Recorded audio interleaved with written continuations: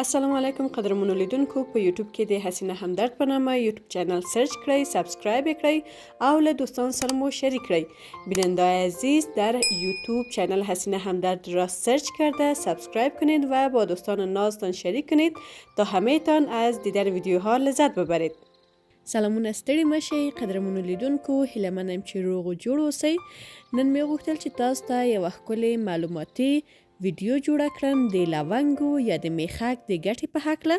نو په دې هیله چې د خوښې وړ مو وګرځي او له دوستان سره مو هم دغه ویډیو شریکه کړئ ترڅو هم تاسو هم هغوی د ویډیو څخه یو څه معلومات ترلاسه راوړئ او هڅه باید وکړو چې وروسته له دې نه په خپل ورځني ژوند کې د لونګو یا د میخک څخه ګټه واخلو.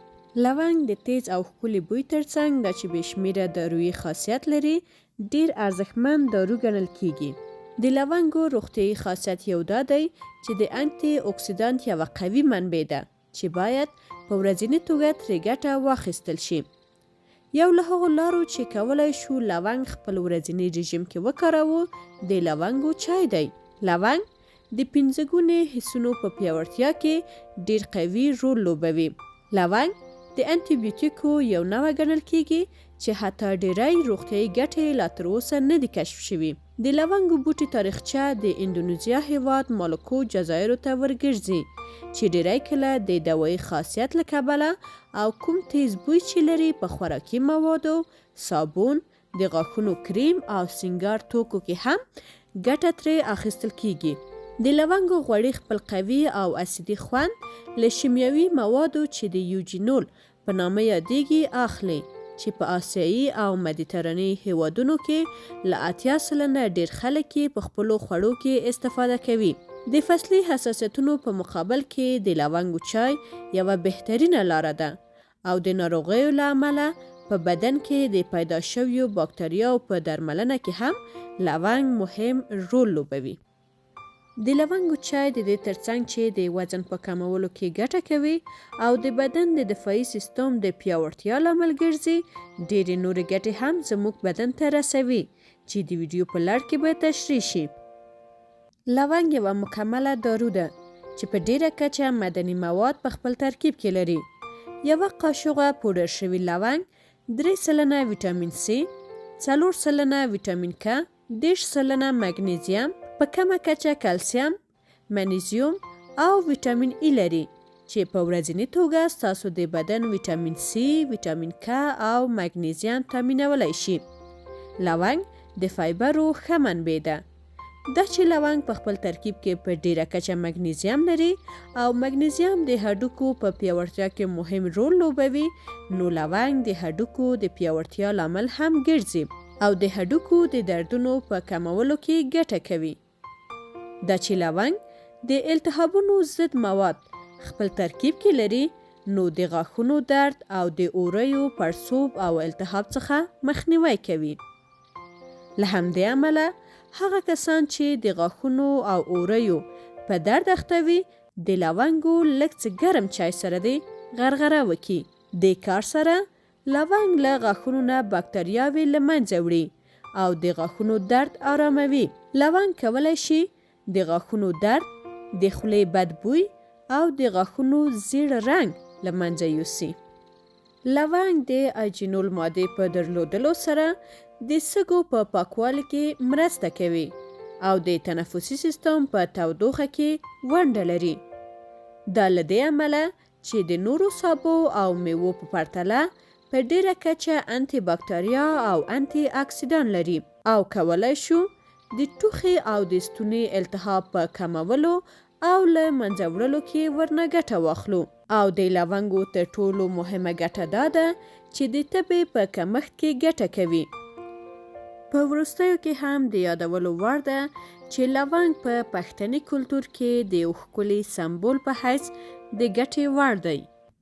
د افغانستان په پښتنو سیمو کې لکه لوګر، پکتیا، پکتیکا، خوست، غزني، کندهار، زابل، ننګرهار، لغمان، کونړ او میدان وردګو کې خلک او په تیره بیا کوچیان لونګ د ښکلا او خوشبویۍ لپاره هم کاروي. په یادو ولایتونو کې پیغلې او ناوې د لونګو نه د غاړې امیلونه او ځونډي جوړوي چې بیا یې پر کمیس ټومبي. د لونګو نه جوړ شوی امیل ته په پښتو کې لونګین وایي چې په پخوا وختونو کې لونګین د ناوې د جیز یو لازمي برخه وه. باید وویل شي چې لونګ تیز بوی لري او په کوم صندوق کې چې وریښمینې جامې پرتې وي او ورسره لونګ ایښودل شوی وي نو هغه جامې د چینجیانو څخه خوندي وي. لکه څنګه چې ومو ویل لونګ په پښتني کلتور او پښتو ژبه کې د یو ښکلي سمبول په حیث کارول کیږي نو ډیریو پښتنو نجونو د لونګ او لونګین کلمه په ډیرو ټپو کې هم کارولې ده او له ډیرو پخوا زمانو څخه دغه ښکلې ټپې ډیرو نامتو سندرغاړو په خپلو سندرو کې هم ځای پر ځای کړي دي او سندرې ورته ویلي دي چې تر ټولو مشهوره سندره یې همدا ده: یو پلو مې یار لونګین مې په دا بل پلو یو وړوکیه دې پلو راواوړه.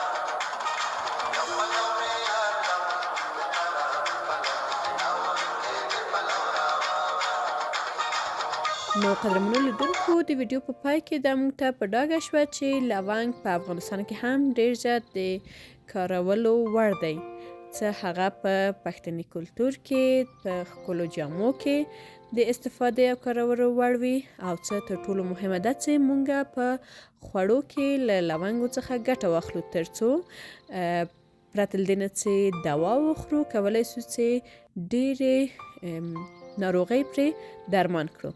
نو ویډیو په همدې ځای پای ته رسیږي. ډیره زیاته مننه چې تر پایه مو راسره ولیدله. هیله منم چې خوښه شوي مو اوسي.